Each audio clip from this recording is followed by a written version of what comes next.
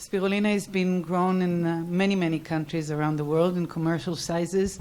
What we're focused and most interested is in having a community growing spirulina by their own, with the knowledge that we'll bring, but with their own knowledge that they will gain. And the technology of growing spirulina is one of the technologies that we are interested in bringing to communities, and the community will be able to grow it for their own food security and hopefully to sell it and to be able to generate income. The Nakuru County government is convinced that partnering with the Israel government, its agencies and companies will go a long way in helping to propel our mission of promoting education for all, provision of quality health care for our residents, and transforming agriculture and food security to be the main driver of economic generation in our county. Early childhood education is one of the greatest investments we can bequeath our children, and by laying ground for long-term economic strength of our society. I believe that if we want to invest in the prosperity of Nakuru County, we must invest in the early education of our children so that their talents can be fully nurtured and developed for the future. The goal of early childhood education should be to activate the child's own natural desire to learn.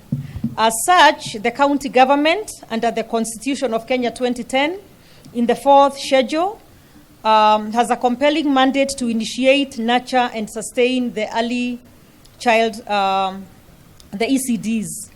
We have to construct, equip, and operate public ECD schools in the vast county that is Nakuru.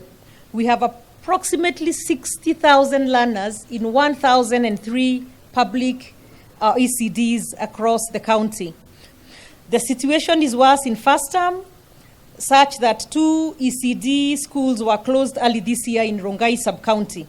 This is the reason behind our decision to initiate a school feeding program in our public ECDs to retain children in schools. The ways through which the Israeli government can help complement this initiative, not only in terms of providing food for the ECD pupils, but to also help improve the dietary component of the program through farming of spirulina, which is a magical, let's call it a magical algae, incredibly nutrient-dense, packed with vitamins such as iron, magnesium, and zinc, and a lot of protein. The school feeding program has a simple menu, which intention is to retain and attract more children to our public ECDs, and we wish to incorporate this spirulina to be part of that diet. And with us here today is an NGO from Israel, that is Engineers Without Borders, who are helping us in this move with this agenda.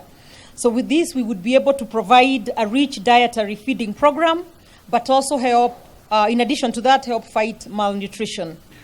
We have also Elsmed, one of the many Israeli companies that can come here. Elsmed is here, but I really look forward to many more Israeli companies. You have the need, we have the will, and also the technology, and quite often also the finance.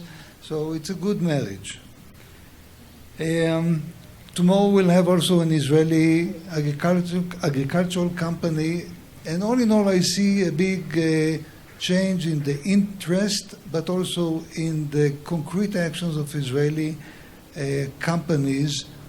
In the last, saying from last October, September, I see a growing interest. Of course, the visit of the president in Israel gave a big boost.